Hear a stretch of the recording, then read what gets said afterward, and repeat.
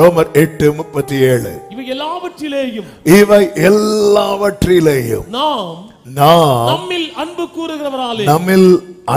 கூறுகிறவராலே முற்றும் ஜெயம் கொள்ளுகிறவர்களாய் இருக்கிறோமே. ஒரு விசை கூட கைகளை உயர்த்தி ஹalleluya.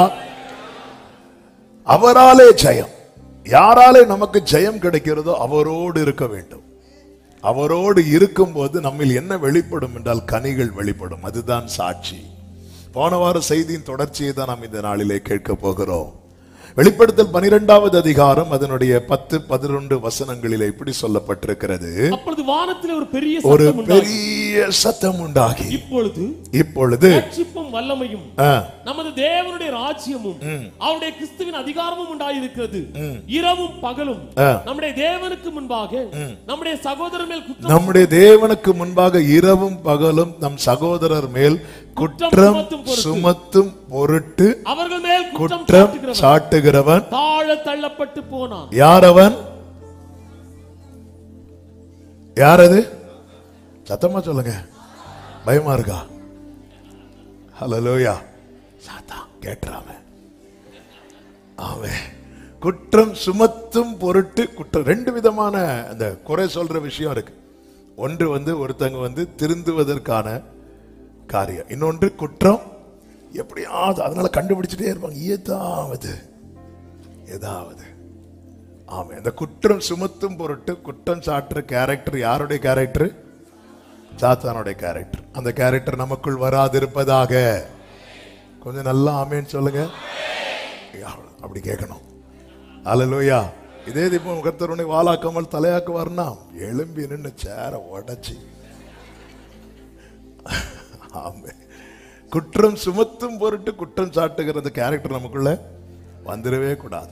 அவன் என்ன செய்ய போனானா தாழ தள்ளப்பட்டு போனா. காரணம் என்ன? அடுத்த வசனத்திலே சொல்லப்பட்டிருக்கிறது, மரணம் நேரிடுகிறதா இருந்தாலும் அதற்கு தப்பும்படி தங்கள் ஜீவனையும் பாராமல் ஆட்டுக்குட்டியின் இரத்தத்தினாலும் சாட்சியின் வசனத்தினாலும் கைகளை உயர்த்தி ஹல்லேலூயா. சாட்சியின் வசனம், சாட்சியின் வசனத்தினால ஜெயிக்கணும்னா சாட்சியுள்ள வாழ்க்கை ரொம்ப முக்கியம். அதற்கு தான் இயேசுவோடு இருக்கணும். போன வாரம் கேட்டோம் ஒருவருடைய சாட்சியை குறித்து. யாரை குறித்து கேட்டோம்? ஆபேலை குறித்து. ஆபேல் யார் என்று தேவன் சாட்சி கொடுத்தார்? கரெக்ட் தான். யார் என்று சாட்சி கொடுத்தார்? நீதிமான் என்று சாட்சி கொடுத்தார். நீதிமான் என்றால் என்னவென்று சொன்னேன்? நாம் நம்முடைய கிரியையினால் நீதிமான்களாக்கப்படவில்லை, அவருடைய இரத்தத்தினாலும் இரக்கத்தினாலும் கிருபையினாலும் நீதிமான்களாக்கப்பட்டோம். ஆனா நீதிமானுடைய வாழ்க்கை என்பது என்ன தெரியுமா? நமக்கும் தேவனுக்கும் நடுவே எதுவுமே இல்லை. எனக்கு ஆண்டவருக்கு நடுவே. நாம் போன வாரம் அதனாலதான் ஒரு பாட்டை திரும்ப திரும்ப பாடிட்டே இருந்தோம். வீட்டிலும் ஊரிலும் செல்லும் இடமெங்கும் சோதனை வந்திடில் கர்த்தா நீர் காத்திடும். மேசியா வருகை வரையில் பலரை சிலுவை கருகில் அழைக்க முழங்காலில் நிற்க வேதத்தை அறிய தினந்தோறும் தேவா உணர்த்தோ உமக்கும் என்றுமே. விரும்புறவங்க கைகளை உயர்த்தி உமக்கும்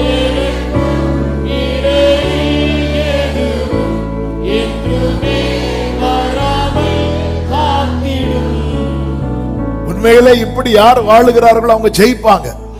ஆபேல் மரித்தும் இன்னும் பேசுகிறான். ஒருவன் மரித்தும் பேசுகிறான் என்றால் என்ன அர்த்தம்? அவன் மரணத்துக்கு முன்னாடி தோற்கவில்லை, மரணம் அவனுக்கு முன்பாக தோற்றுவிட்டது.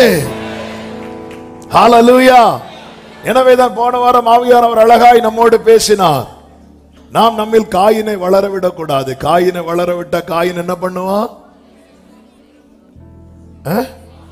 ஆபேலை கொலை செய்வான். காயின் ஆபேலை எப்படி கொலை செய்தான்?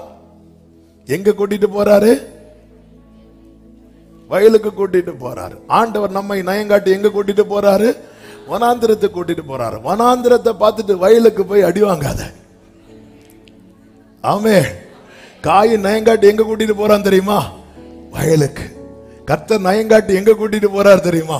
வனாந்திரத்துக்கு. இங்கே வயல் வனாந்திர மேட்டர் இல்ல, என்னை அழைக்கிறது யாரு, அதுதான் மேட்டர். ஹalleluya. மாம்ச சிந்தை தேவனுக்கு விரோதமான பகை. அது பகை. பகையை எங்க கொல்லணும் தெரியுமா? சிலுவையில் கொன்று அவர் வெற்றி சிறந்தார் என்று வேதம் சொல்லுகிறது.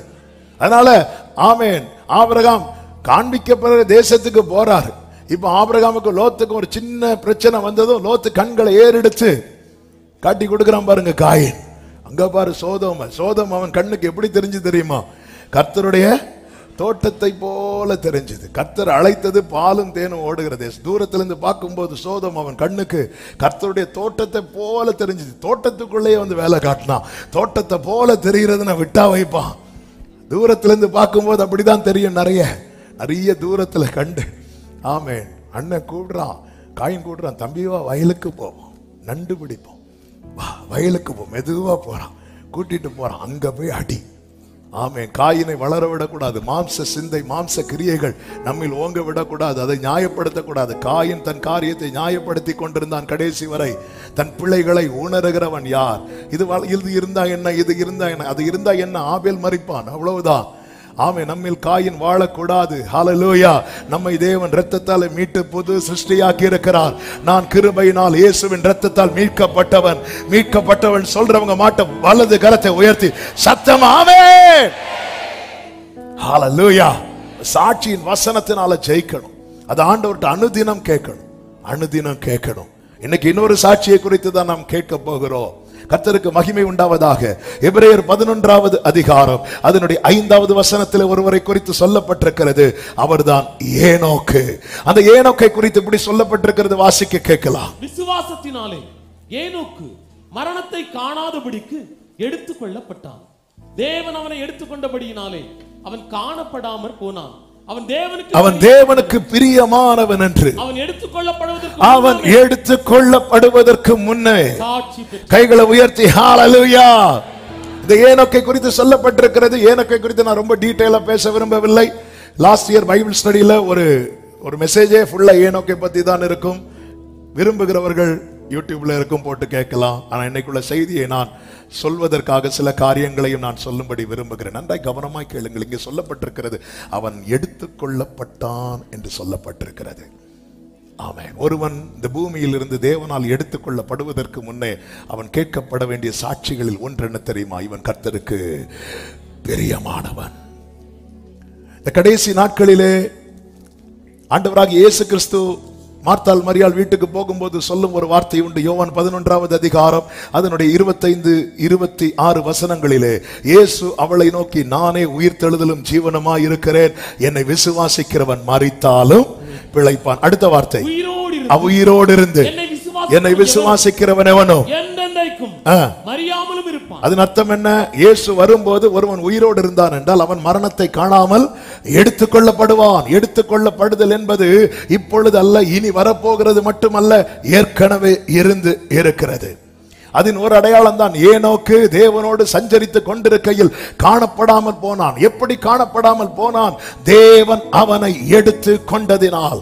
பிரியமானவர்களே, ஏசாயா 57:1வது வசனத்தில் இப்படி சொல்லப்பட்டிருக்கிறது, நீதிமான் மடிந்து போகிறான், ஒருவனும் அதை மனதில் வைக்கிறது இல்லை. புத்திமான்கள் எடுத்துக்கொள்ளப்படுகிறார்கள், ஆனாலும் நீதிமான் எடுத்துக்கொள்ளப்படுகிறான் என்பதை சிந்திப்பாரில்லை. எதற்கு இந்த வார்த்தையை நான் சொல்லுகிறேன் தெரியுமா? கர்த்தர் தம்முடைய வருகையிலே அவர் வெளியரங்கமாய் வருவதற்கு முன்பதாக அவர் ரகசியமாய் இந்த பூமியில வரப்போகிறார். தம்முடையவர்களை எடுத்துக்கொள்ள போகிறார். அதனாலதான் வேதம் சொல்லுகிறது, இதோ நான் திருடனை போல வருகிறேன். திருடனை போல வருகிறேன் அர்த்தம் என்னன்னா, வரது தெரியாது, வந்துட்டு போனதுக்கு அப்புறம் தெரியும். ஒரு வீட்டுல ஒரு திருடன் ஏறுறான்னா வரது தெரியாது, வரது தெரிஞ்சா நம்ம டோர் திறந்து கொடுப்போம்? வரது தெரியாது. ஆனா வந்துட்டு போனதுக்கு அப்புறம் ஐயோ வீட்டுல திருட வந்துட்டு போவான். எப்படி தெரியும்? அவன் போட்டோ வச்சுட்டு போவானா? வீட்டுல மிஸ் ஆகும். இயேசு அதுதான் சொன்னார். 2 பேர் படுத்துக் கொண்டிருப்பார்கள், ஒருவன் எடுத்துக் கொள்ளப்படுவான், ஒருவன் கைவிடப்படுவான். 2 பேர் வயல்ல வேலை பார்த்துட்டு இருப்பாங்க, ஒருவன் எடுத்துக் கொள்ளப்படுவான், ஒருவன் கைவிடப்படுவான். இயேசு கிறிஸ்து சீஷர்களுக்கு முன்பாக 500 பேருக்கு முன்பதாக எடுத்துக் கொள்ளப்படும் போது தூதர்கள் சொன்ன வார்த்தை என்ன தெரியுமா? அவர் உங்களுக்கு முன்பாக எப்படி போனாரோ அப்படியே வருவார். நமக்கு தெரியும் இயேசு எப்படி போனார். உயிர் தெழுந்த இயேசு மகதலேனா மரியாளோடு பேசும்போது மரியாள் இடத்துல சொல்லுகிறார், என்னை தொடாத, நான் இன்னும் என் பிதாவினிடத்தில் போகவில்லை என்றார். அதன் பிறகு அவர் சீஷர்கள் இருந்த அறைக்குள்ளே போய் தோமாவினிடத்தில் தன் கைகளை நீட்டி சொல்லுகிறார், என்னை தொடு என்கிறார். மரியாள் இடத்துல என்னை ஏன் தொடாதே என்றார்? நான் இன்னும் பிதாவினிடத்தில் போகவில்லை. இப்பொழுது சீஷர்கள் இடத்துல வந்து சொல்லுகிறார், என்னை தொடு என்றார். இப்போ தொடுன்னு சொல்றாருன்னா அவர் எங்க போயிட்டு வந்துட்டார்? அவர் எப்போ பிதாவினிடத்தில் போயிட்டு வந்தார் தெரியுமா? தெரியாது. ரகசியமா போயிட்டு வந்தார். இது முதலாவது இயேசு கிறிஸ்து மேல போயிட்டு வந்தது. அடுத்ததாக எல்லா கண்களுக்கு முன்பாக அவர் எடுத்துக் கொள்ளப்பட்டிருக்கிறார். தூதர்கள் சொன்னாங்க அவர் எப்படி போனாரோ, அவர் எப்படி போனார்? முதலாவது ரகசியமா போனார், அப்படியே வருவார், அப்படியே ரகசியமா வருவார். இரண்டாவது எப்படி போனார்? எல்லா கண்கள் காண போனார், அப்படியே அவர் எல்லா கண்கள் காண 1000 பரிசுத்தவான்களோடு பிரதான தூதனோடு எக்கால சத்தத்தோடு அவர் வரப்போகிறார். அவர் எடுத்துக்கொள்ளப்படுகிற அனுபவம் என்பது சபைக்கு தேவை. வேதத்தில் எடுத்துக்கொள்ளப்பட்டவர்கள் இன்னும் ஒரு ஆளை சொல்லுங்க, எலியா. இப்படி விரல விட்டு எண்ணலாம், விரல விட்டு எண்ணலாம். என்ன இது காண்பிக்கிறது? அழைக்கப்பட்டவர்கள் அநேகர், தெரிந்து கொள்ளப்பட்டவர்களோ சிலர். இயேசு கிறிஸ்து ஒரு குருசைட் நடத்தும் போது எண்ண முடியாது. எனவேதான் புருஷர்களை மட்டும் எண்ணினாங்க. 5000 புருஷர்கள். அதுக்கு மேல முடியல, முடியல. ஆமென். அங்க சொல்ல ஒரு கூட்டத்தின் ஒரு பகுதி. நம்ம மொத்த பகுதியை காட்டிட்டு கூட்டத்தின் ஒரு பகுதின்னு காட்டுவோம். அவர் அப்படி கிடையாது. கூட்டத்தின் ஒரு பகுதினா ஒரு பகுதி தான். 5000 புருஷர்கள். எப்பவுமே மீட்டிங்ல பெண்கள் கொஞ்சம் ஜாஸ்தியா தான் இருப்பாங்க. ஆமா. அடுத்து பிள்ளைங்க. ஆமே. அவன் கணக்கு இல்ல, இவ்வளவு கூட்டம். ஆனா இயேசு கிறிஸ்து நித்தியத்துக்கு அடுத்த காரியத்தை பேசும்போது விரல விட்டு எண்ணலாம். 1 2 3 4 5 6 7 8 9 10 11 12. சில பாக்குறாங்க இதுக்கு மேல இவருக்கு என்ன தெரியாது போல. மொத்தம் 12 பேர் தான் இருக்கிறாங்க. 12 சீஷர்கள் தான் இருக்கிறாங்க. அந்த 12 பேர்லயும் ஆண்டவர் சொல்றார், உங்களில் ஒருவன் சாத்தானா இருக்கிறான். என்னது அர்த்தம்? சர்ச்சுக்கு வந்தோம் போனோம் அதனால எப்படியா போயிருவோம்? நோ. ஜெயம் கொள்ளுகிறவன் அவனோ, அவன் எல்லாவற்றையும் சுதந்தரிப்பான். இங்கே ஏனோக்கு எடுத்துக் கொள்ளப்படுகிறான். அவன் எடுத்துக் கொள்ளப்படுவதற்கு முன்னே கர்த்தருக்கு பிரியமானவன் என்று சாட்சி பெற்றான். இந்த ஏனோக்கு யார் என்று வேதத்திலே நாம் பார்க்கிறோம். ஆதாமுக்கு 7ஆம் தலைமுறை, அதாவது சேத்து வழியாய் வந்தவர்களில் ஒருவன். வேறொரு ஏனோக்கும் உண்டு. காயினுக்கு பிறந்த ஏனோக்கு உண்டு. காயினுக்கு ஒரு ஏனோக்கு பிறந்த போது ஆதியாகமம் 4வது அதிகாரம் அதனுடைய 17வது வசனத்துல பாத்தீங்கன்னா, அவன் ஒரு பட்டணத்தை கட்டி அந்த பட்டணத்துக்கு தன் குமாரனாகிய ஏனோக்குடைய பேரை வச்சான். எதுக்கு பேரை வச்சான் தெரியுமா? என் பிள்ளைக்கு பேர் நிக்கணும்னு. அந்த பேர் நிக்கல. புதிய ஏற்பாட்டில் எழுதும் போது யூதா நிருபம் 1வது அதிகாரம் 14வது வசனத்துல ஆதாமுக்கு 7ஆம் தலைமுறையான ஏனோக்கு என்று சொல்லப்பட்டிருக்கிறது. எதுக்கு இந்த வார்த்தையை நான் இப்ப எடுத்து தெரியுமா? நமக்கு பெயர் உண்டாக்க நாம் எதுவும் செய்ய வேண்டிய அவசியம் இல்லை. தேவனோடு உண்மையாய் சஞ்சரிக்கிற வாழ்க்கை நமக்குள் இருக்குமானால் தேவன் நம் பெயரை பெருமைப்படுத்துகிறவராய் இருக்கிறார். இன்னைக்கு பாருங்க, உலகம் தங்களுக்கு பெயர் உண்டாக்க என்னெல்லாம் செய்யணும், தங்களுக்கு பெயர் உண்டாக்க ஒண்ணு செய்யணும், ஒரு பிரயோஜனம் கிடையாது. 5 காசுக்கு பிரயோஜனம் கிடையாது. இந்த ஏனோக்கை குறித்து வேதம் என்ன சொல்லுகிறது? ஆதியாகமம் 5வது அதிகாரம் 21 முதல் 24 வரை உள்ள வசனங்களை பார்த்தீங்கன்னா, ஏனோக்குக்கு 65 வயதான போது மெத்துசலாவை பெற்றான். ஏனோக்கு மெத்துசலாவை பெற்ற பின் 300 வருஷம் தேவனோடே சஞ்சரித்து கொண்டிருந்து குமாரரையும் குமாரத்திகளையும் பெற்றான். ஏனோக்குடைய நாளெல்லாம் 365 வருஷம்.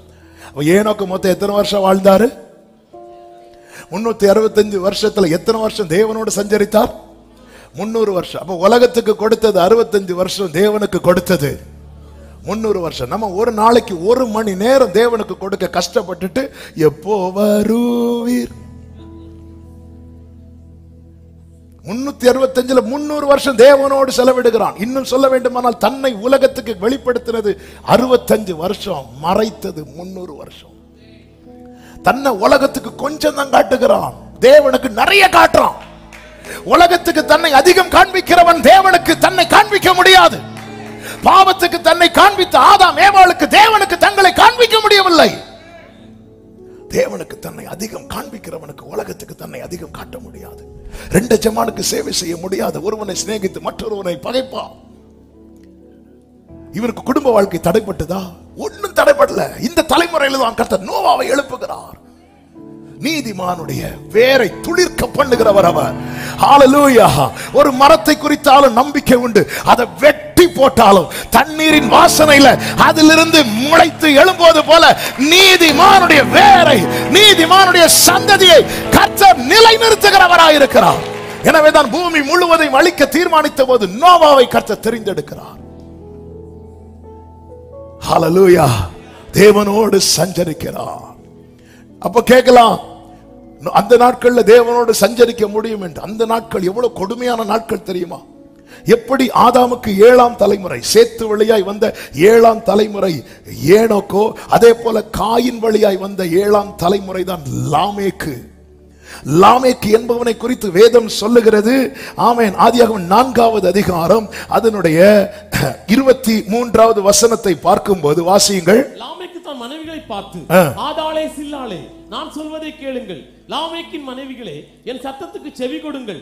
எனக்கு காயம் உண்டாக, எனக்கு காயம் உண்டாக ஒரு மனுஷனை கொன்றேன், ஒரு மனுஷனை கொன்றேன், எனக்கு தழும்பு உண்டாக, எனக்கு தழும்பு உண்டாக வாலிபனை கொலை செய்தேன். அதாவது என்ன சொல்றான்னா, ஒருத்தன் என்ன காயப்படுத்திட்டான், அவனை நான் கொன்னுட்டேன். ஒருத்தன் எனக்கு தழும்ப உண்டாக்கிட்டான், அவன் நகம் என் மேல பட்டு ஒரு தழும்பு, அவனை கொன்னுட்டேன். அப்போ ஒரு சின்ன காயம் உண்டாக்குனதுக்கே கொலை பண்ற அளவுக்கு மனுஷன்.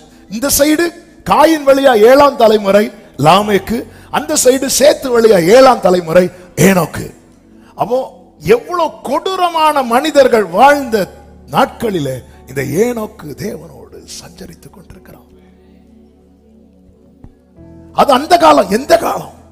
இன்னும் சொல்ல வேண்டுமானால் அவர்கள் வாழ்ந்த காலம் ரொம்ப கொடுமையான காலம்.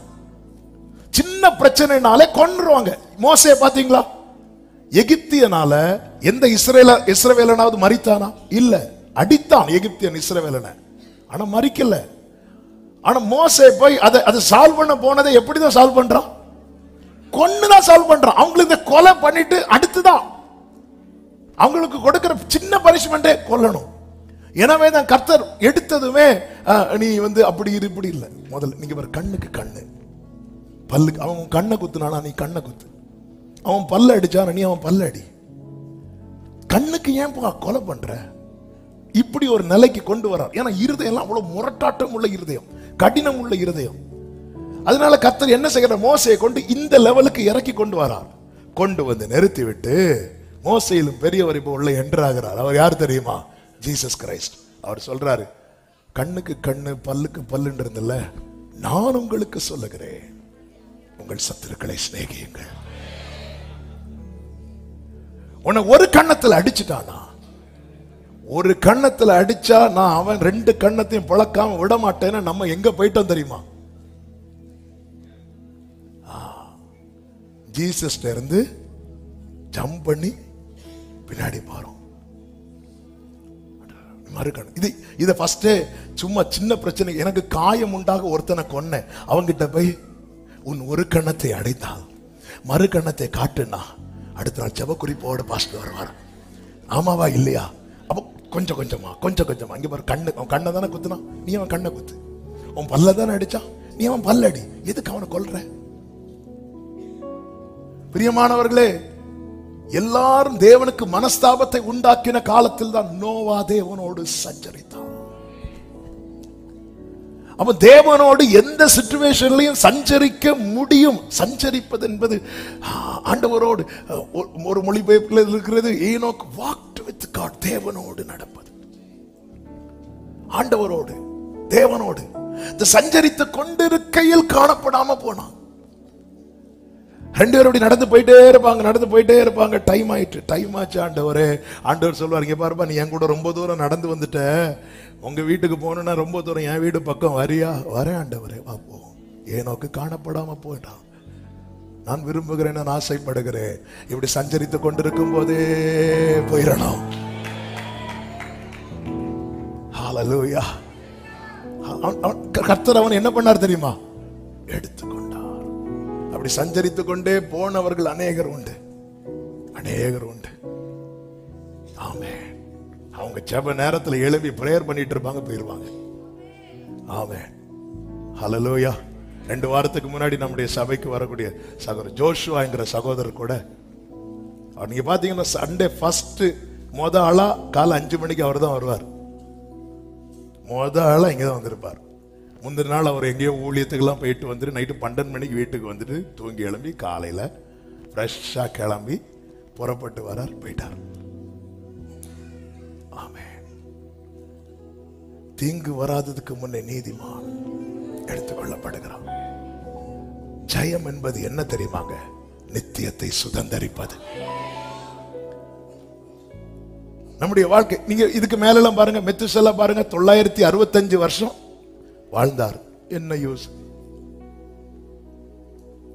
யூஸ்? குவிஸ்ல 2 மார்க் கிடைக்கும், பைபிள்ல அதிக வருடம் 2 மார்க் வச்சு என்ன செய்ய முடியும்? பாஸ் கூட ஆக முடியாது. ஆனா இந்த ஏனோக்கு பாருங்க 365 வருஷம் தான். அதனாலதான் போன வருஷம் செய்தியில் ஆண்டவர் சொல்ல வைத்தார், நமக்கு தேவை தீர்க்காயுஸ் அல்ல, நமக்கு தேவை பூரணாயுஸ்.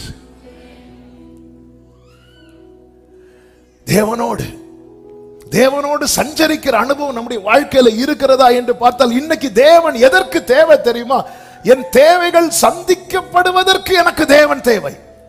இப்படிப்பட்டவர்கள் ஜெயிக்க முடியாது. என் தேவைகள் சந்திக்கப்படுவதற்கு எனக்கு தேவன் தேவை என்றால்,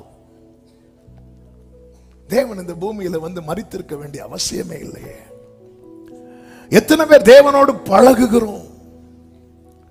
எத்தனை பேர் தேவனோடு உறவாடுகிறோம்?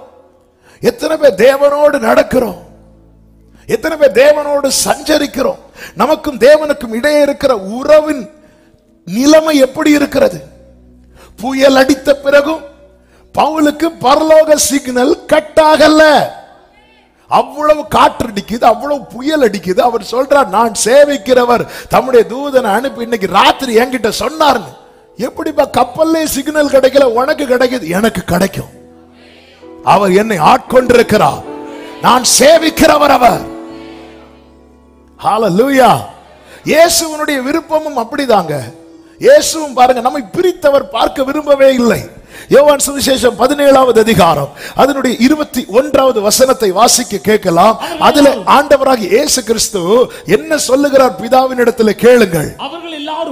அவர்கள் எல்லாரும் யார் அப்படின்னா, அவரோடு இருக்கிறாங்கல்ல, அவர்கள் எல்லாரும் ஒன்றாய் இருக்கவும், பிதாவே, நீர் என்னை அனுப்பினதை உலகம் விசுவாசிக்கிறதற்காக நீர் என்னிலேயும் நான் உம்மிலேயும் இருக்கிறது, நீர் என்னிலேயும் நான் உம்மிலேயும் இருக்கிறது போல அவர்கள் எல்லாரும் நம்மில் ஒன்றாய் இருக்கவும் வேண்டிக் கொள்கிறேன். இந்த வார்த்தையை எத்தனை கவனிச்சீங்கன்னு தெரியல. இயேசுடைய பிரேயர் பாத்தீங்களா? அப்பா கிட்ட சொல்றார், பிதா கிட்ட, நம்ம 2 எப்படி இருக்கிறோம்பா? நம்மள பிரிக்கவே முடியாதுப்பா. அப்படி அவங்க நம்ம கூட இருக்கணும். நம்ம திரியேக தேவன் சொல்ல காரணம் என்ன? பிதாவாகிய தேவன், குமாரனாகிய கிறிஸ்து, பரிசுத்த ஆவியானவர், இவங்களை பிரிச்சு பார்க்கவே முடியாது. இவங்க எல்லா விதத்திலும் ஒண்ணுக்குள்ள ஒண்ணா இருப்பாங்க. அந்த கூட்டத்துல தேவன் நம்மளை இணைக்க விரும்புறார்.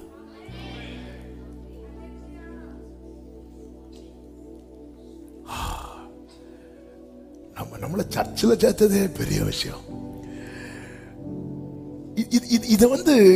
இதை இமேஜின், இப்படி ஒருவன் தன்னை இணைக்க பார்த்தான். யார் தெரியுமா? லூசிபர். இந்த கூட்டத்தில் தன்னை இணைக்க பார்த்தான். ஒரே மிதி ஓடு இந்த கூட்டத்தில். அதனாலதான் இயேசு சொல்லுகிறார் அதனுடைய 24வது வசனத்திலே, பிதாவே உலக தோற்றத்துக்கு முன், இந்த வேட கவனிக்கணும், நீர் என்னில் அன்பா இருந்தபடியினால் நீர் எனக்கு தந்த என்னுடைய மகிமையை நீர் எனக்கு தந்தவர்கள் காணும்படியாக நான் எங்கே இருக்கிறேனோ அங்கே அவர்களும் என்னுடனே கூட இருக்க. அதாவது நமக்கு ஒரு gift கிடைச்சிட்டுனா நமக்கு ரொம்ப பிடிச்சவங்கள்ட்ட அதை காட்ட துடிப்போம்ல. இயேசுவுக்கு பிதா கொடுத்த மகிமை என்ன? இயேசுவுக்கு பிதா கொடுத்த மகிமை என்ன தெரியுமா? பிதாவுக்கு சமம். பிதாவாகிய தேவனை ஒருவரும் காண முடியாது, சேரக்கூடாத ஒளியில் வாசம் பண்ணுகிறவர். பிதா எப்படிப்பட்டவரா இருக்கிறார்? பிதாவை பார்க்கணும்னா யாரை பார்த்தாதான் தெரியும் தெரியுமா? இயேசுவை பார்த்து அப்படியே பிதா. இயேசு சொல்றாரு, நீங்க எனக்கு தந்த இந்த மகிமையை அவர்கள் காணும்படி. அந்த அவர்கள் யாரு? வேலையில நான் ஒரு ப்ரமோஷனை பார்க்க மாட்டானா அப்படி பார்த்துட்டு இருக்கிறோம்ல, எனக்கு ஒரு சொந்த வீட்டை நான் பார்க்க மாட்டேனா அப்படின்னு ஏங்கிட்டு இருக்கிறோம்ல, நம்ம தான் சொல்லிட்டு இருக்கிறார். அவர்கள் பார்க்கும்படிக்கு நான் எங்கே இருக்கிறேனோ அங்கே அவர்களும் என்னுடனே கூட. அதனாலதான் இயேசு சொன்னார், ஜெயம் கொள்ளுகிறவன் எவனோ அவன் என்னோட கூட வசனத்தில் உட்காரும்படிக்கு அருள் செய்வேன். அந்த சேர்ல எந்த கேப்ரியலுக்கு போய் உட்கார முடியாது, மீகாவேலுக்கு போய் உட்கார முடியாது, எந்த தூதருக்கும் போய் உட்கார முடியாது. ஆனால் எதற்கு உதவாத நம்மை தேவன் தெரிந்தெடுத்து, ஹல்லேலூயா ஹல்லேலூயா, இது இயேசுவினுடைய விருப்பம். ஒரு விசை பேதுருவின் இடத்திலே வரிக்காரர்கள் வந்து கேட்டாங்க, உங்க ஆண்டவர் வரி செலுத்துகிறாரா அப்படின்னு கேட்கிறாங்க. மத்தேயு 17வது அதிகாரத்தின் 24வது வசனத்துல பேதுருவின் இடத்துல வந்து, உங்கள் போதகர் வரி பணம் செலுத்துகிறது இல்லையா என்று கேட்டார்கள். உடனே பேதுரு என்ன சொல்றார் தெரியுமா? செலுத்துகிறார் அப்படின்னாங்க. சொல்லிவிட்டு அவன் வீட்டுக்குள்ளே வருகிறான். நம்ம எல்லாம் நிறைய காரியத்தை ஆவேசத்துல ஆர்வத்துல சொல்லிட்டு ஆண்டவர்கிட்ட போய் முறையிட வருவோம். இவன் வீட்டுக்குள்ள வந்து என்ன சொல்ல வந்திருப்பான்? ஆண்டவரை இப்படி கேட்டாங்க, நான் சொல்லிட்டேன், விட்டு கொடுக்கலாம் ஆண்டவர் உங்களை, அப்படியெல்லாம் சொல்லலாம்னு பயங்கர பிளானோட உள்ள வந்து ஆண்டவர் அவன் பேசுகிறதற்கு முன்னமே நான் வாயை திறக்கிற, ஆண்டவர் வாயை மூடு நான் பேசுறேன். அவன் அப்படி, அதாவது ஆண்டவரே வாயை திற, அவன் பேசுகிறதற்கு முன்னமே சொல்றாரு. இங்க பாருப்பா, இப்படி ராஜ்யத்தின் பிள்ளைங்க வரி கொடுப்பாங்களா அப்படி சொல்லும் போது அவன் இல்ல ஆண்டவரே அப்படி சொல்லும் போது கர்த்தர் அடுத்து கேட்கிறார். ஆமென். 27வது வசனத்துல, ஆகிலும் நாம் அவர்களுக்கு, இந்த வேர்டை கவனிக்கணும். நான் இந்த சப்ஜெக்டை ஏன் எடுத்தேன் நான் இப்ப அடுத்து சொல்ல விரும்புகிறேன். நாம் அவர்களுக்குன்னு இயேசு இந்த இடத்துல யாரையும் சேர்த்து சொல்றாரு?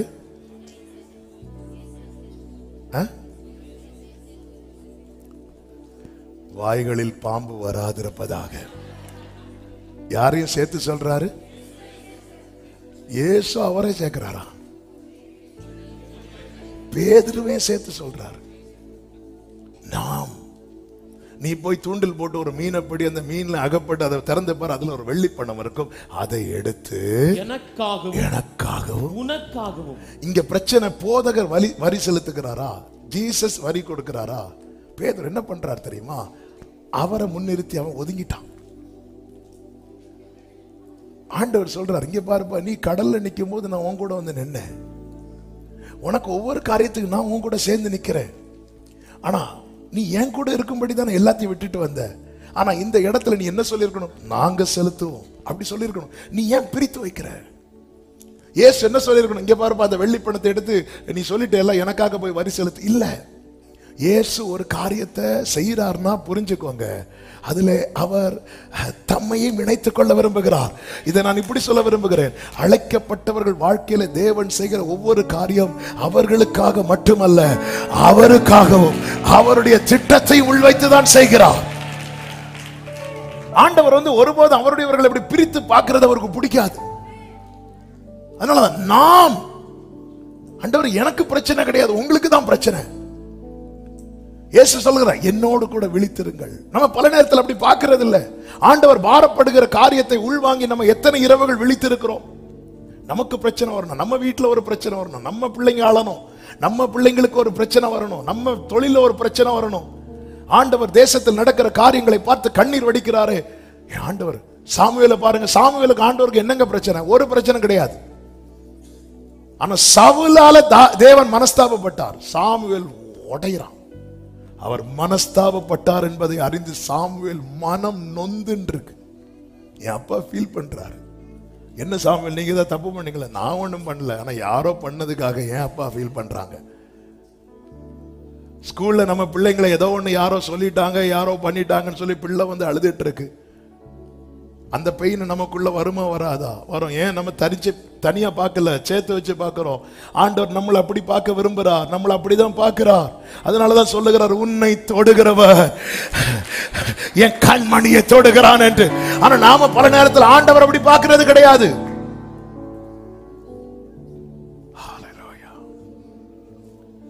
ஆண்டவர் அப்படி பார்க்கிறது கிடையாது. தேவனோடு தன்னை இணைத்து பார்க்க விரும்புகிறவனே தேவனோடு சஞ்சரிக்கிறவனாயிருக்கிறான். தேவனோடு இப்படி பார்க்கணும். நானும் இயேசு, நானும் இயேசு உமோடு செலவிடும் ஒவ்வொரு நிமிடம் வீணாக என்னை பலவானாய் மாற்று. ஓ தேவ பிரசன்னா என்ன. கொஞ்சம் முன்னாடிதான் பேதுரு அதே 17வது அதிகாரத்துலதான் அந்த மறுரூப மலை அந்த மகிமையை காண்பித்த போது பேதுரு சொல்றார், உமக்கு ஒரு கூடாரம், மோசேக்கு ஒரு கூடாரம், எலியாவுக்கு ஒரு கூடாரம். பேதுருக்கு ஏன் கூடாரம் போடல? அதான் உங்களுக்கு கூடாரம் இருக்குல்ல, அதுல எனக்கும் ஒரு இடம். ஆண்டவர் என்ன சொன்னார்? நான் உன்னை கழுவாவிட்டால் என்னிடத்தில் உனக்கு. அப்ப ஆண்டவர் கழுவுனது எதுக்கு தெரியுமா? அவரோடு இருக்க, இயேசுவோடு இருக்க. சர்ச்சில் மெம்பர் ஆக்குறதுக்கல்ல கழுவுனது. ஞானஸ்நான உடன்படிக்கை செய்தது சபையில மெம்பர் ஆக்குவதற்கல்ல, இயேசுவோடு இருக்க. ஆமே. எதுக்குங்க திடீர்னு ஞானஸ்நானம் எடுக்க வந்திருக்குங்க? அடுத்த வாரம் கல்யாணம். நல்ல வேற எதுவும் இல்லை. இன்னைக்கு எவ்வளவு நம்ம கனவீனப்படுத்துகிறோம் ஆண்டவரை, உடன்படிக்கை எவ்வளவு கனவீனப்படுத்துகிறோம். எதற்காக? சீஷனை அழைத்தது எதற்காக? தம்மோடு இருக்க. ஆண்டவர் பாருங்க, அதனாலதான் உயிர் தெழுந்த கிறிஸ்து மகதலேனா மரியாளை பார்த்து சொன்னார், நான் என் தேவனிடத்திற்கும் உங்கள் தேவனிடத்திற்கும், என் பிதாவின் இடத்திற்கும் உங்கள் பிதாவின் இடத்திற்கும். எப்படி கொண்டு வரார் பாருங்க, எவ்வளவு நெருக்கமா கொண்டு வருகிறார். பேதுருவே நீ என்னிடத்தில் அன்பா இருக்கிறாய் என்று 200 முழம் தூரத்தில் இருக்கிறான் பேதுரு போட்ல. இயேசு கரையில இருக்கிறார். இங்க இருந்து நீ என்கிட்ட அன்பா இருக்கிறையா அப்படிலாம் கேட்கல. அவனை மெதுவா கிட்ட கூட்டு, கிட்ட வர வச்சு, கிட்ட வர வச்சு, கிட்ட வர வச்சு, உட்கார வச்சு, சாப்பிட வச்சு. அவர்கள் சாப்பிட்டு முடித்த பிறகு, யோனாவின் குமாரனாகிய சீமோனே, இவங்க எல்லாரை விட நீ என்கிட்ட அன்பா இருக்கிறியா? ஆண்டோட்ட நெருங்குகிறவங்க கிட்ட தேவனுடைய எதிர்பார்ப்பு அதிகமா இருக்கும். தேவனை விட்டு தூரம் போற தூரம் போற தூரம் போக எதிர்பார்ப்பு குறைஞ்சிட்டே இருக்கும். என் மேல ஆண்டவர் எந்த எதிர்பார்ப்பும் இல்லாம இருக்கிறார்னா நான் ஆண்டவரை விட்டு தூரம் போயிட்டேன்னு அர்த்தம். ஆமென். என்கிட்ட ஆண்டவர் ரொம்ப நம்பிக்கையை வச்சிருக்கிறார், எதிர்பார்ப்பு அதிகமா வச்சிருக்கிறார்னா நான் ஆண்டவரோடு நெருங்கி இருக்கிறேன்னு அர்த்தம். ஆபிரகாமுக்கு குழந்தை இன்னும் பிறக்கவில்லை, ஆனாலும் கர்த்தர் ஆபிரகாமை குறித்து என்ன சொல்றார் தெரியுமா? எனக்கு அவனை தெரியும், அவனுக்கு பிறக்க போற பிள்ளைகளுக்கும் அதன் பிள்ளைகளுக்கும் என் கட்டளையின்படி நடவுங்கள் என்று சொல்லுவான் என்பதை நான் அறிந்திருக்கிறேன் அப்படிங்கிறார். என்ன நம்பிக்கை ஆபிரகாம் மேல வச்சிருக்கிறார்? காரணம் என்ன? ஆபிரகாம் பின்னும் கர்த்தருக்கு முன்பாக நின்று கொண்டிருந்தான். எந்த எதிர்பார்ப்பும் என் மேல ஆண்டவருக்கு இல்லைன்னா நாம் சபைக்குள்ள இருக்கிறோம், ஆனால் சமூகத்தை விட்டு தூரமா இருக்கிறோம். இயேசுவோடு இருக்கணும்.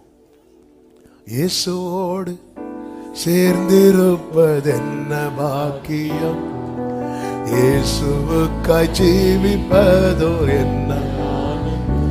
ஓ ஆசை என்றும் எந்த நகம் பெருகின்றதே, ஆசை என்றும் எந்த அகம் பெருகின்றதே ஆனந்தமா. நமக்கு என்ன பிரச்சனை தெரியுமா? இப்படி ஏதாவது செய்தி கேட்ட ஒரு ஆசை வரும், அடுத்த நாள் அந்த ஆசை போயிடும். ஆசை என்றும் எந்த நகம் பெருகி டெய்லி அப்பா கூட இருக்கணும். அதனாலதான் அவன் 300 வருஷம் சஞ்சரித்து கொண்டிருக்கு. ஏனோக்கு பைபிள் கிடையாது, சர்ச்சு கிடையாது, பாஸ்டர் கிடையாது, பாட்டு கிடையாது, ஒண்ணுமே கிடையாது. எந்த வசதியும் வாய்ப்பும், அதாவது தேவனிடத்தில் சேர்வதற்கான எந்த சோர்ஸுமே இல்லாத ஒருவனுக்கு தேவனோடு 300 வருஷம் சஞ்சரிக்க முடியும். இன்னைக்கு பாருங்க, நம்ம கையில எழுதி கொடுக்கப்பட்டிருக்கிறது. சர்ச் இருக்கு. எத்தனை எத்தனை, அதாவது எத்தனை அனுகூலமான வாசல்கள். கார்ல பைபிள், பைக்ல பைபிள், வீட்டுல பைபிள், தலையணைக்கு கீழே பைபிள், தலைக்கு உள்ளதான் இல்லை, மொத்தத்துல பைபிள். திரும்பினா பைபிள், அங்க பைபிள், இங்க பைபிள், எங்க பார்த்தாலும் பைபிள். ஆனா அது தொடர்றதுக்கு மனசு இல்ல.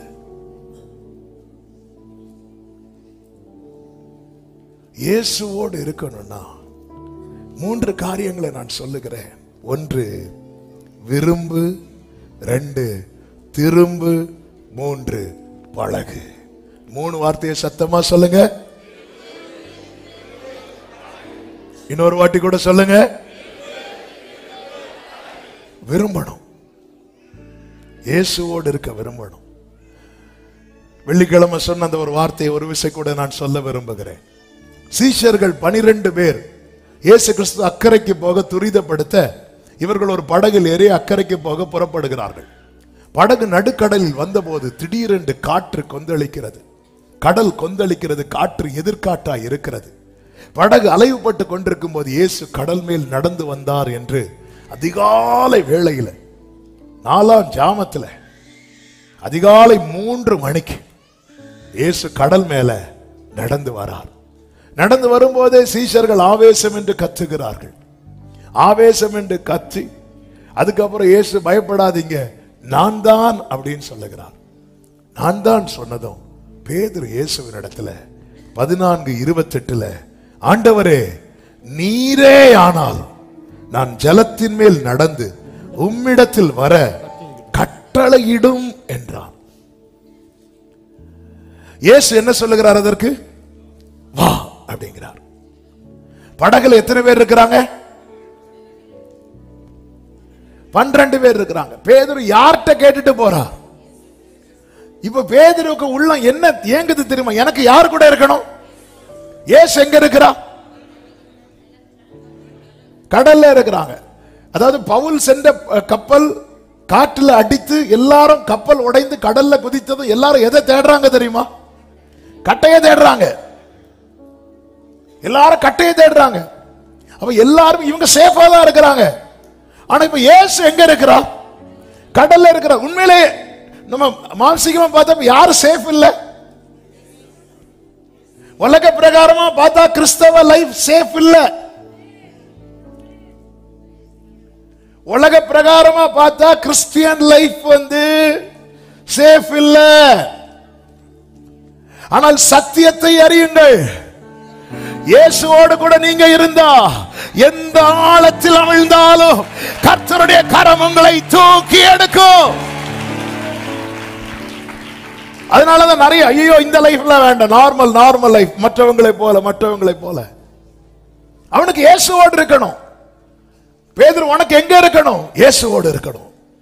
இயேசு படகுல இல்ல, கடல்ல இருக்கிறார். இயேசுவோடு இருக்கணும். ஆண்டவரே நீரே ஆனால் நான் உம்மிடத்தில் வர எனக்கு கட்டளையிடு வாங்குறார். வான்னு சொன்னதும் போட்ல இருக்கிற 12 பேர்ல அவனுடைய சகோதரன் அந்திரேயா உண்டு, அவனுடைய க்ளோஸ் ஃப்ரெண்ட்ஸ் யோவான் யாக்கோபு உண்டு. அந்திரேயாட்ட நான் போட்டுமா? அந்திரேயா என்ன சொல்லுவார்? வேண்டாம், நீ ஆவேசம்னு சொன்னது இல்லாம எங்க எல்லாரையும் ஆவேசம்னு சொல்லு. அதாவது பேதுரு எல்லாத்தையும் முந்திரி கொட்ட மாதிரி முந்தி நிப்பார். எல்லாத்துலயும் என்ன கேட்டாலும் முதல் ஆன்சர் சொல்றது யாரா இருக்கும் தெரியுமா? பேதுரு. எல்லாம் ஒண்ணு மட்டும் கிளிக் ஆச்சு, நீர் தேவனுடைய, அதுவும் அவரா சொல்லல, மீதி எல்லாமே இப்படி சொல்லிட்டே இருப்பார். அப்ப அவன் பேதுரு பாருங்க, இயேசு கிறிஸ்து உயிர் தெழுந்த பிறகு நான் மீன் பிடிக்க போறேன் சொன்னது யாரு? பேதுரு. சும்மா இருக்கிற 4 பேரையும், இந்த பின்மாற்றக்காரர்களுடைய விசேஷித்த கிருபை என்ன தெரியுமா? அவங்க போன தனியா போக மாட்டாங்க, கூட 4 பேரையும் தூக்கிட்டே போயிருவாங்க. ஆமென். நான் மீன் பிடிக்க போறேன், நாங்களும் வரோம். ஆமென். ஆண்டவர் இங்கே இருப்பது நல்லது. யோவான் ஏதாவது சொன்னாரா? யோவானுக்கு இன்னும் என்ன விஷயம்னு இவருக்கும் தெரியாது. சில பாருங்க ஒன்னும் தெரியலனால என்ன கேட்டாலும் ஆன்சர் சொல்லிட்டு இருப்பாங்க. எல்லாத்துக்கும் பதில் இருக்கும், எல்லாத்துக்குமே பதில் இருக்கும்.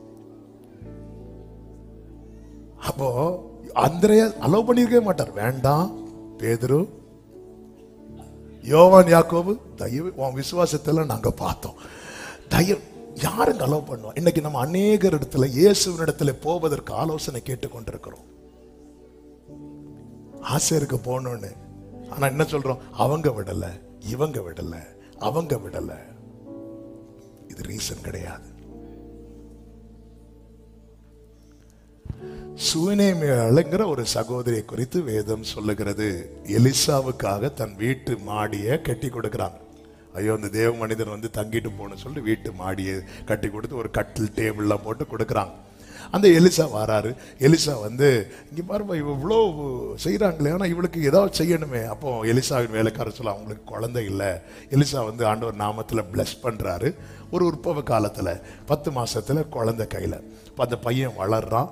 வளர்ந்து அப்பா கூட வயலில் வேலை செஞ்சுட்டு இருக்கும்போது அவனுக்கு, அந்த பையனுக்கு திடீர்னு என்ன வந்துட்டுன்னா தலைவலி வந்துட்டு. தலைவலி வந்தது அப்பா சொல்கிறார், அம்மா கிட்ட கொண்டு போய், அது அந்த காலத்து அப்பாக்கள் அப்படிதான், இந்த காலத்தை அப்பாக்களும் அப்படி, அம்மா கிட்ட கொண்டு போய் விடு. நேரம் அம்மா கிட்ட கொண்டு போய் விட்டாச்சு. அங்க போனது அந்த பையன் என்ன பண்ணுவான் தெரியுமா? செத்துருவான். உடனே இந்த அம்மா என்ன பண்ணுவாங்க, இந்த நியூஸை யாருக்கும் சொல்லாம அந்த பையனை நேர தூக்கிட்டு போய் எலிசாவின் ரூம்ல கொண்டு போய் அந்த பெட்ல போட்டுட்டு ஒரு ஆள் அனுப்பி நேர எலிசா இவளுடைய கணவருக்கு இன்ஃபர்மேஷன் கொடுக்குறான். வேற எந்த இன்ஃபர்மேஷன் கிடையாது. நான் யார்கிட்ட போயிட்டு வரேன்? எலிசா கிட்ட போயிட்டு வர. 2 ராஜாக்கள் 4வது அதிகாரம் 22வது வசனத்துல பாத்தீங்கன்னா, தன் புருஷனிடத்துக்கு ஆள் அனுப்பி, நான் சீக்கிரமாய் தேவனுடைய மனுஷன் இருக்கும் இடமட்டும் போய் வரும்படிக்கு வேலைக்காரரில் ஒருவனையும் ஒரு கழுதையும் எனக்கு அந்த காரை மட்டும் அனுப்பி விட்டீங்கன்னா நான் போய் சர்ச்சுக்கு போயிட்டு வந்துடுவேன். அப்படி சொன்னதும் அவரு அடுத்த வசனத்துல என்ன சொல்றாரு தெரியுமா? அப்பொழுது அவன், இது அமாவாசையும் இன்னைக்கு ஆல் நைட் பிரேயர் கிடையாதே, இது ஓய்வு நாளும் இன்னைக்கு சண்டேயும் இல்ல. அப்படி இருக்க நீ இன்னைக்கு போக வேண்டியது என்ன? அதான் சண்டே போறோம்ல, அதான் ஃப்ரைடே போறோம்ல, அது என்ன இடையில சாட்டர்டேயும்? விஷயம் தெரியாது. வீட்டுக்குள்ள பிரச்சனை ஓடிட்டு இருக்கு. உடனே இந்த அம்மா எல்லாம் சரிதான், நான் போக வேண்டியது இருக்கிறது என்று சொல்லி புறப்படுறான். எதுக்கு இதை சொல்றேன் தெரியுமா? ஆண்டவரிடத்துல நம்ம போறோம் நினைச்சாலே நம்ம சூழ்ந்து இருக்கிறவர்களால தடை வரும். தடைகளை பார்த்து நீ ஆண்டவரை விட்டுட்டேன்னா நீ விடக்கூடிய பல காரியங்கள் பெரிய இழப்பா இருக்கும்.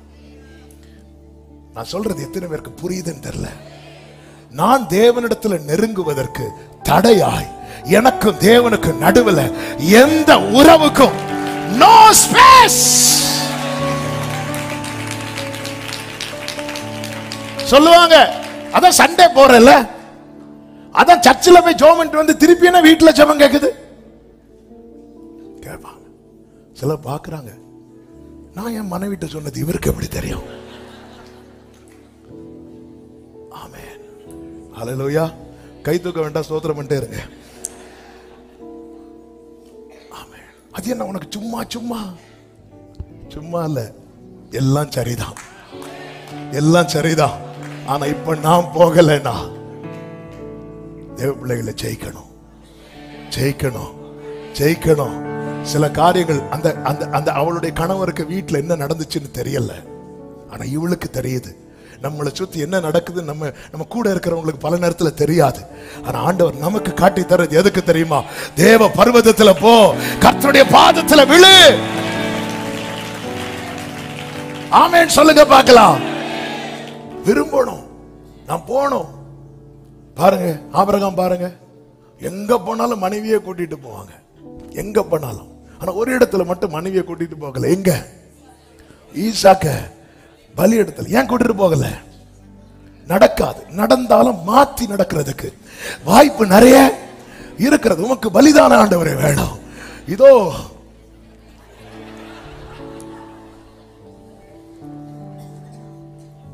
அதற்காக ஆபிரகாம் மனைவிய டைவர்ஸ் பண்ணல. சிலர் ரொம்ப எக்ஸ்ட்ரீமா இருப்பாங்க. என் ஜெபத்துக்கு தடையா இருக்கு, அதனால என் மனைவியை நான் விட்டுற. அடிதான் உண்டு. வேதம் என்ன சொல்லுகிறது? உன் ஸ்திரீகள் பலவீன பாண்டமா இருக்கிறபடியால் உன் ஜெபத்துக்கு தடை வராதபடிக்கு அவளை விட்டு விடு என்றா இருக்கு. விவேகமாய் அவளோடு வாழ்ந்து, விவேகமா வாழ. சிலர் ரொம்ப எக்ஸ்ட்ரீம். கடந்த நாள்ல ஒருத்தவங்க சொன்னாங்க வந்துட்டு, இப்படி என் கணவர் என்னை விட்டு போயிட்டாங்க, எங்க இருக்காங்கன்னு தெரியல. ஏன் போயிட்டாங்க? நான் அவருடைய ஜெபத்துக்கு தடையா இருக்கிறேன். சொன்னேன், நல்லா இப்ப ஜெபத்துல இருப்பாரு. இல்ல, உறவுகளை ஏற்படுத்துகிறது கர்த்தர். புருஷன் மனைவி பிள்ளைகள் என உறவுகளை ஏற்படுத்துகிறது கர்த்தர். தேவன் இணைத்ததை சொல்லுங்க கணவர்களே. நான் உங்க வாயதான் பார்ப்பேன், விட மாட்டேன். தேவன் இணைத்ததை மனுஷன் பிரிக்காது. விவேகத்தோடு. அதே நேரத்தில் எனக்கு எது தடை வந்துடக்கூடாது தெரியுமா?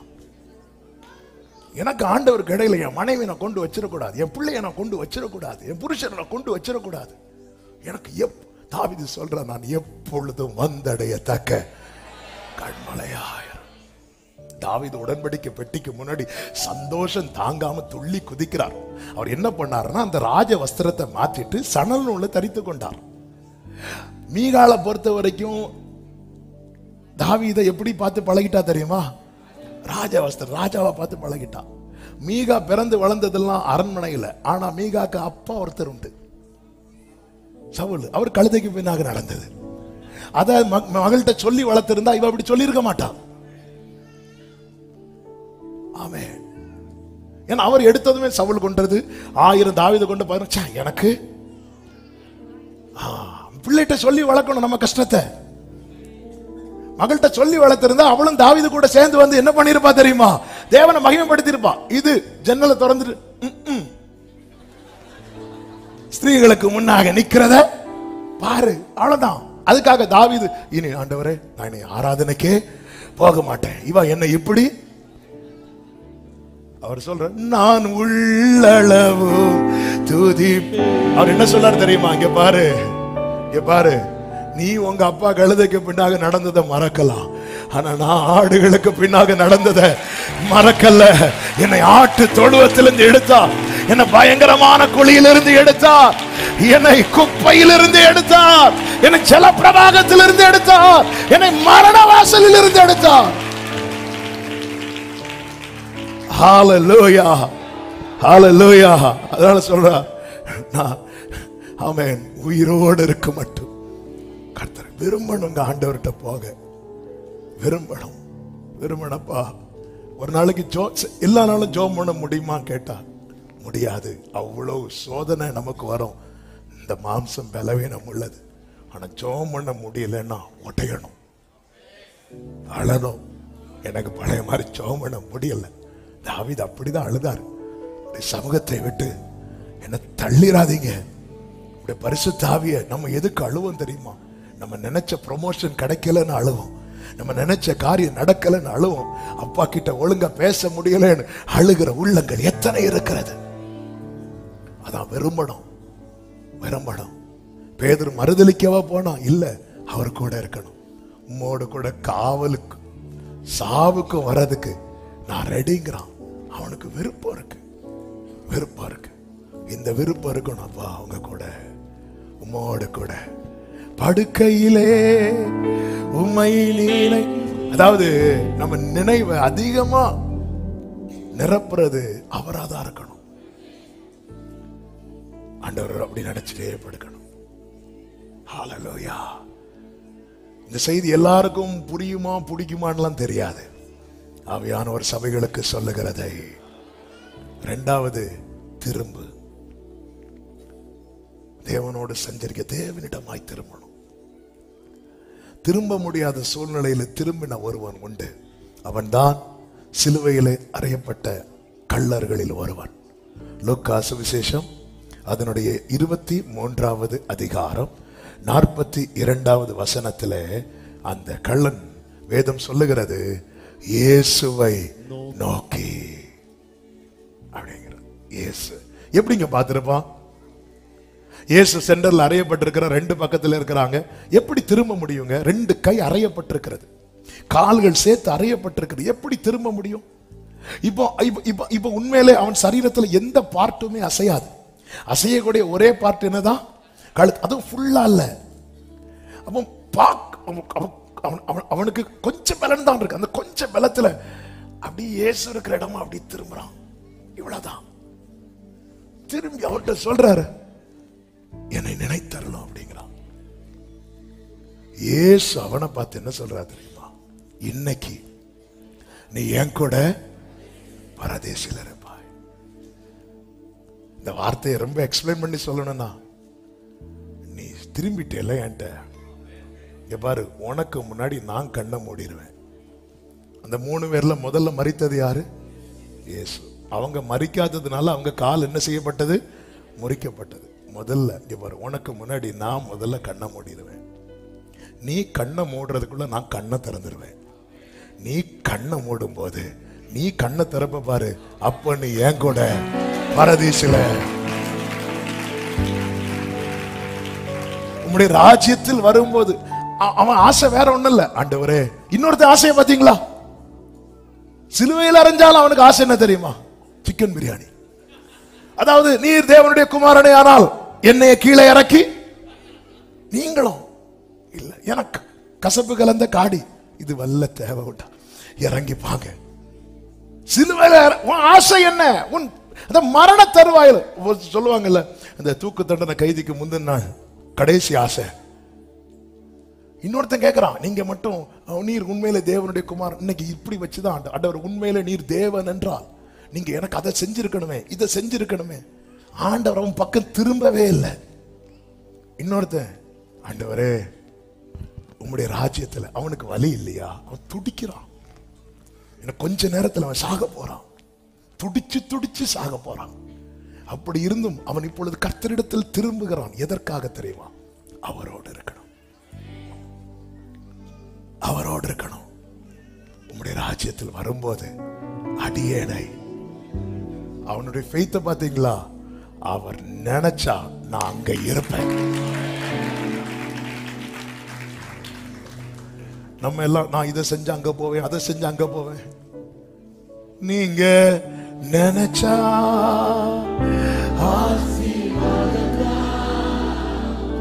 என்ன மறந்தா எங்கே? பிரியமானவர்களே, ரொம்ப வேகமா ஓடிட்டு இருக்கிறோம்ல. ஒன்று நம்முடைய முடிவு அல்லது கர்த்தருடைய வருகை ரொம்ப சமீபமா இருக்கிறது தெரியுமா?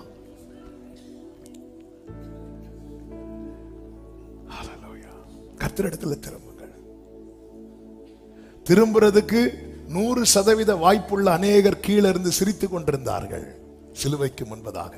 திரும்புகிறதுக்கு ஒரே 1% தான் சான்ஸ் இருக்கிற ஒருத்தன் யூஸ் பண்ணாத 1% தான் உனக்கு சான்ஸ் இருக்கு. ஒரே 1% வாய்ப்பு. அது ஃபுல்லா இல்லைன்னா கொஞ்ச நேரத்தில். இயேசு 6 மணி நேரம் சிலுவையில் தொங்கினது கூட இந்த ஆத்மாவுக்காக. அந்த 6 மணி நேரத்தில் அவர் ரட்சித்தது அந்த ஒரு ஆத்மாவுக்காக. ஆண்டவர் பாத்தீங்களா, ஒரு சோலுக்காக 6 hours ஸ்பெண்ட் பண்றார். 6 hours ஒரு சோலுக்காக ஸ்பெண்ட் பண்றார். நம்ம ஒரு ஸ்தோத்திரம் கூட ஒரு ஆத்மாவுக்காக சொல்லுகிறதில்லை.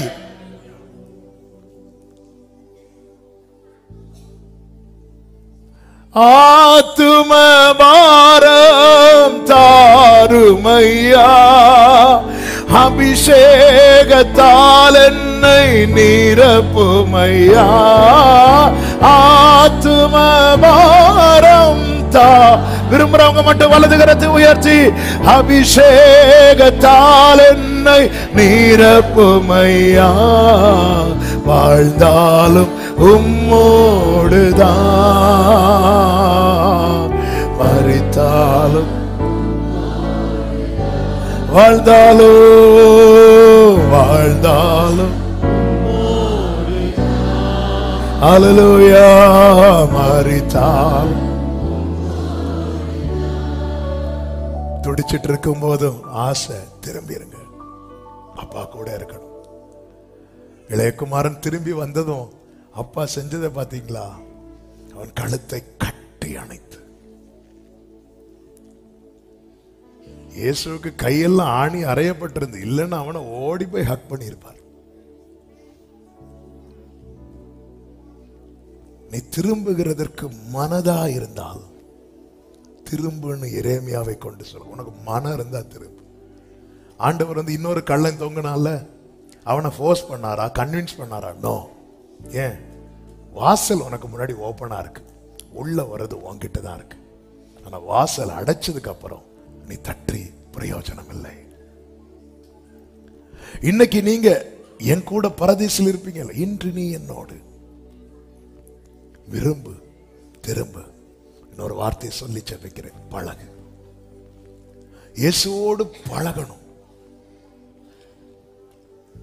இயேசுவோடு பழகணும். Who is your best friend ன்னு கேட்டா ஜீசஸ்னு இமிடியேட்டா சொல்லணும்.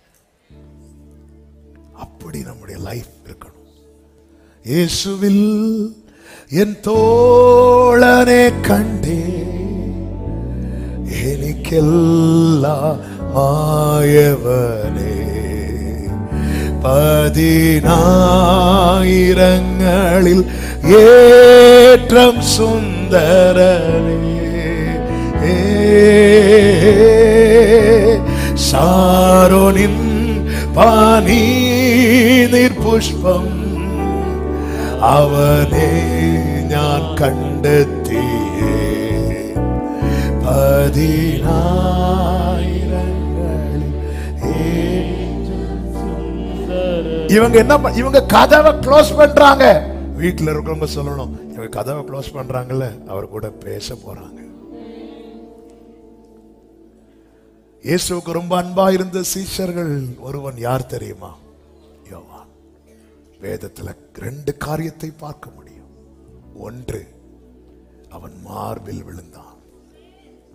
யோவான் சுவிசேஷம் எடுக்க வேண்டாம், நேரம் போயிட்டு 13:23. இயேசுவின் மார்பில் சாய்ந்திருந்தான். ஒன்று, மார்பில் விழுந்தான். இன்னொன்று, வெளிப்படுத்தின விசேஷம் 1, ஆமென், அதனுடைய 17 சொல்லப்பட்டிருக்கிறது, அவருடைய பாதத்தில் விழுந்தேன். அவன் வேற எங்கேயுமே விழல. தேவனோடு பழகிறவன் ஒன்று அவர் மார்பில் விழுவான், இல்லைன்னா அவர் காலில் விழுவான். வேற யாருக்கிட்டையும் எதுலையும் அவன் விழ மாட்டான்.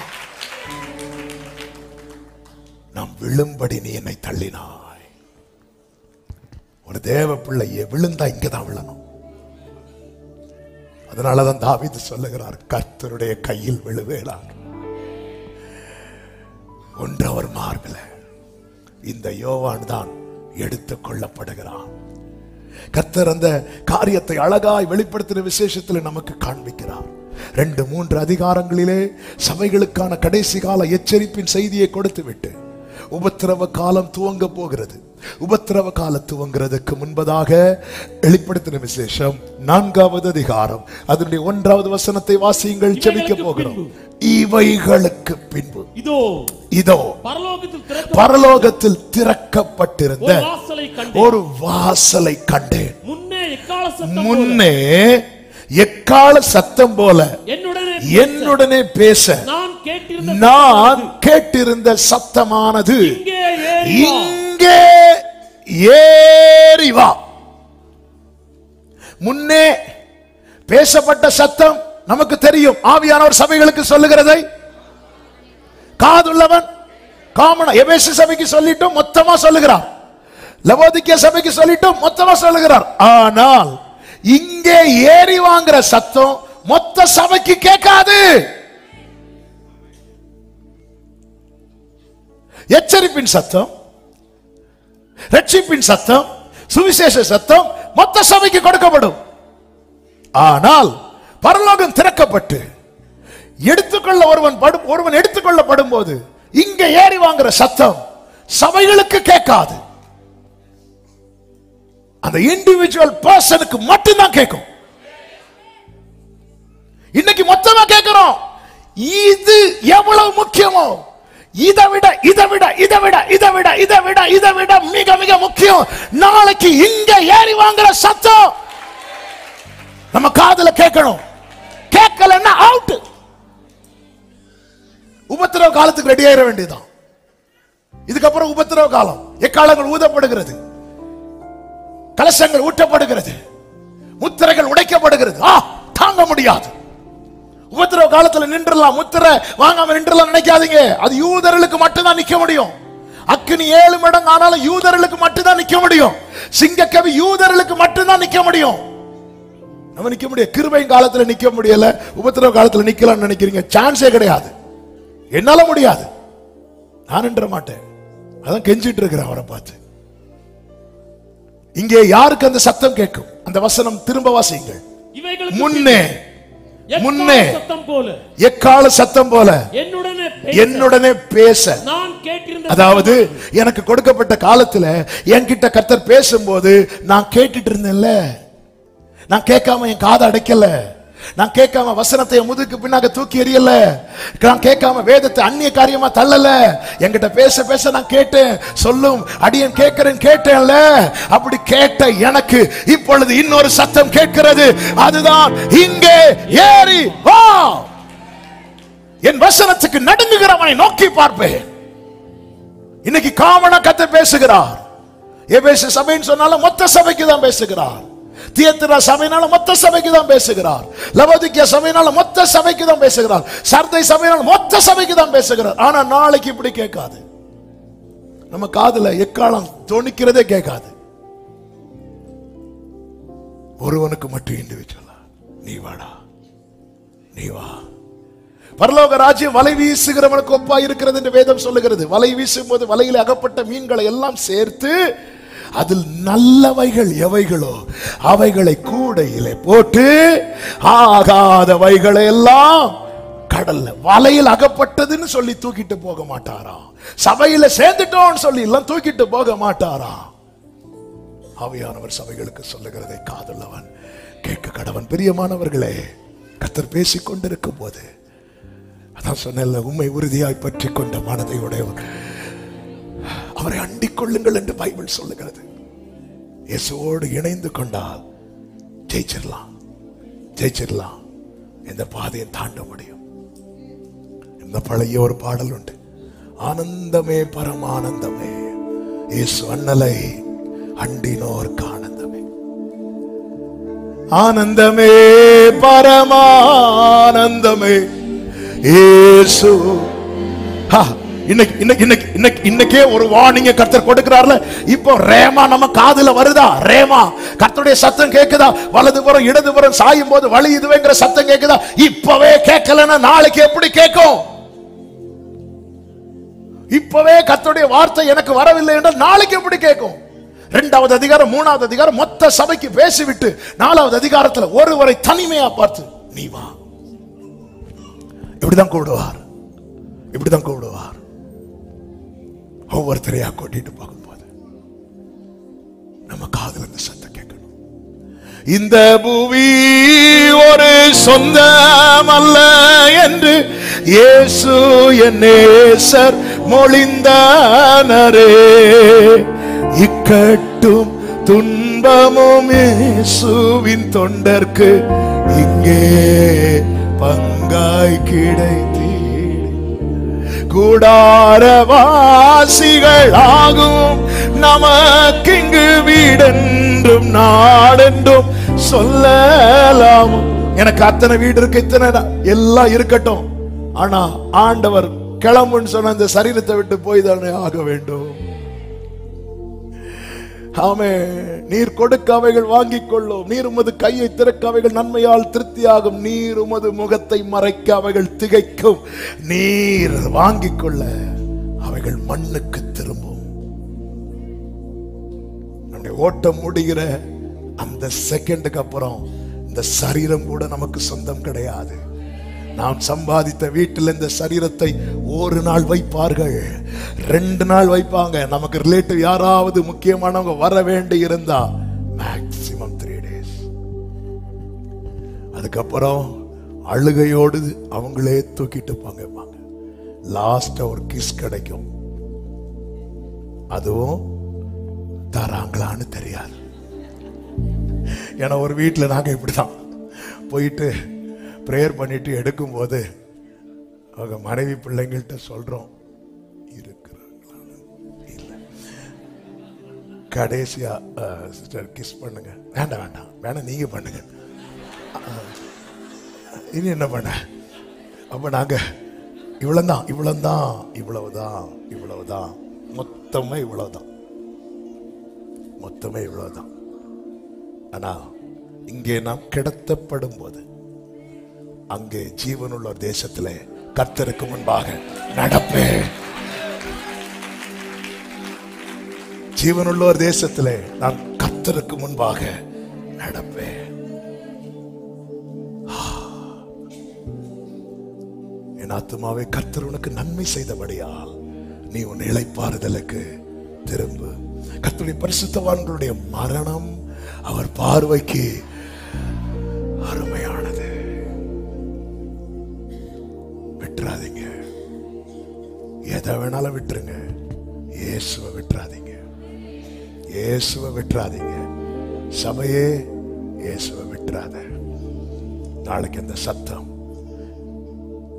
சத்தம் எந்தெந்த காதுகளில் கேட்டதோ அப்பா அந்த சத்தத்தை கேட்க வச்சிருங்க.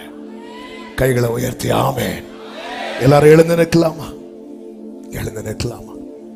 Thank you Holi spirit. ஆனந்தமே பரமானந்தமே இயேசு அண்ணலை அண்டினோர், இயேசு அண்ணலை அண்டினோர் ஆனந்தமே ஆனந்தமே. நம்பிக்கையோடு விசுவாசத்தோடு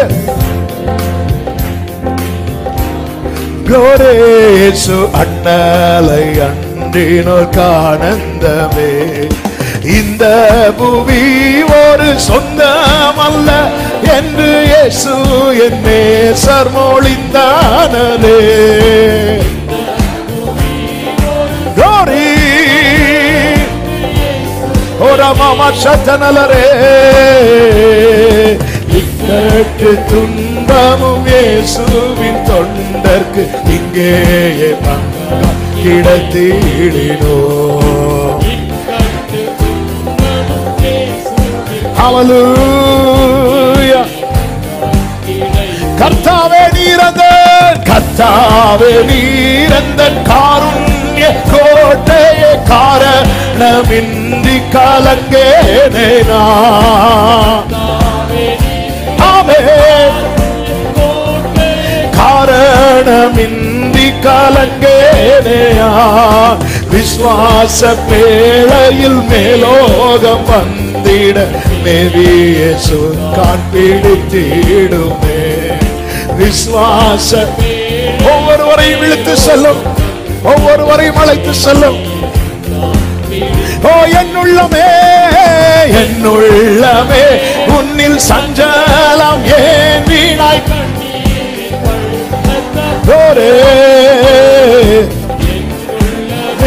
உன்னில் சஞ்சலம் ஏன் வீணாய். ஹல்லேலூயா. சீயோன் நகரத்தில் சீக்கிரம் சென்று நாம் ஜெயகீதம் பாடி மகிழ்ந்திடலாம். சீயோன் நகரத்தில் கூட உதரமா சந்தனலரே கதரோ. ஓ கூடாரவாசிகள், கூடாரவாசிகள் வீடென்றும் நாடென்றும் சொல்லலாமோ. நாடும் நமக்கென்று வீடென்றும் ஹல்லேலூயா. கைவேலை இல்லாத வீடொன்று மேலேதான் செய்வேன் என நான் போய் உங்களுக்கான வாசஸ்தலத்தை ஆயத்தமாக்கின பின்பு உங்களை அழைத்துக் கொண்டு போவேன் என்றாரே. துன்பங்கள் தொல்லை, துன்பங்கள் தொல்லை இடுக்கண் இடறிவை தொண்ட எமை அண்டி வந்திடினோ.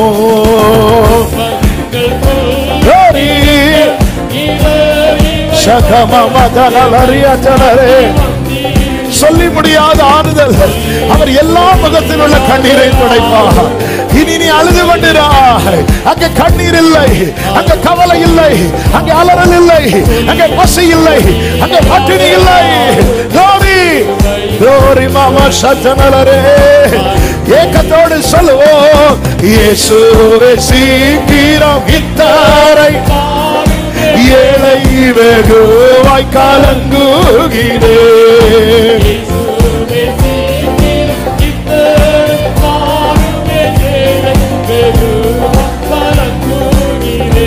ஆமென். என்னே சத்தம் முக ஜோதி எதே எல்லால் இன்பம் தரும் பொருள் ஏதும் இல்லை. என்னே சத்தம் முக ஜோதி எதே எல்லால் இன்பம் தரும் பொருள். என்னுள்ளமே என்னுள்ளமே உன்னில் சஞ்சலம் ஏன் வீணாய் கண்ணீர் பள்ளத்தாக்கல்லோ இது.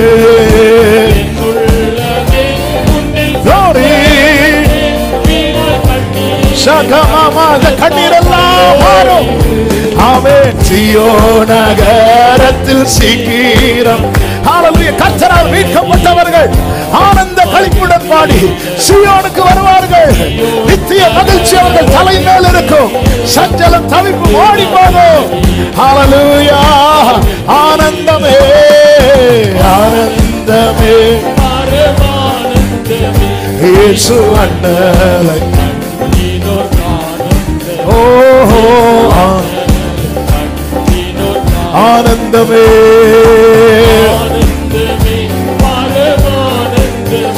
இயேசு அண்ணலை அண்டினோர். ஓ ஹல்லேலூயா. நல்ல கைகளை தட்டி glory. கர்த்தர் நமக்கு ப்ராமிஸ் பண்ணி இருக்கிறார். நித்திய ஜீவனை அளிப்பேன் என்பதே அவர் நமக்கு தந்த வாக்குத்தத்தம். ஹல்லேலூயா ஹல்லேலூயா. இயேசுவோடு இருக்கிற வாழ்க்கை நீதிமான் என்று சாட்சி பெற்றான், பிரியமானவன் என்று சாட்சி பெற்றான். ஹல்லேலூயா. தேவனோடு சஞ்சரித்துக் கொண்டிருந்தான். பிரியமானவன். வலது கரத்தை உயர்த்தி இடது கரத்தை இதயத்தில் வைத்து உங்க கூட என்ன வச்சுக்கோங்க. விரும்பு, திரும்பு, பழகு. இதை விரும்பு, இதை விரும்ப வேணும், இதை விரும்ப வேணும். அந்தியம் வரே ஆச்சோடு எனக்கு போதும் பாடி இயேசு என்றே.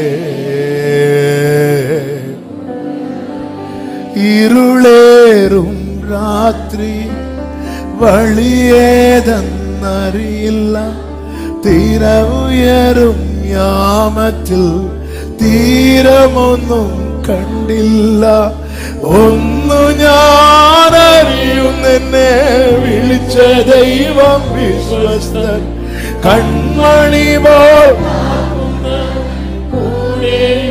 പെരുവെള്ളമും തോറ്റു പോകും പെരുവെള്ളമും തോറ്റു പോകുമേ യേശുവിൻ കൈകൾ താങ്ങി നടത്തുമേ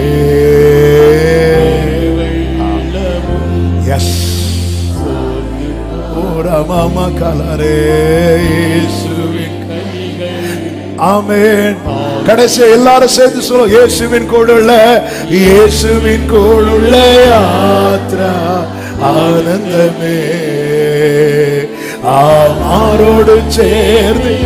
ஒண்ணு உங்க மார்பில் விழணும், இல்ல நம்ம பாதத்துல விழணும். ஆண்டவரே, இயேசுவின் கூடுள்ள யாத்ரா, ஹல்லேலூயா, ஆரோடு சேர்ந்திடும் நாம். அன்பேருந்த கைகளால், அன்பேருந்த கைகளால் அற்புதமாய் நடத்திடும் மாதுரியமேறும். சொல்லுங்க, ஒற்றைக்கு விடுகையில்லா, ஒற்றைக்கு மடுத்து மாறுகையில்லா.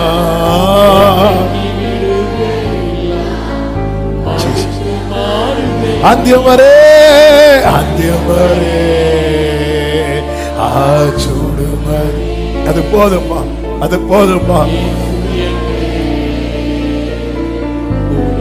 ஆண்டவர்கிட்ட ஒரே ஒரு வார்த்தை சொல்லுங்க, என் கடைசி வரை நீங்க இருக்கணும், என் கடைசி வரை நீங்க இருக்கணும். உன் ஆசை என்ன? என் ஆசை நீங்க தான்ப்பா.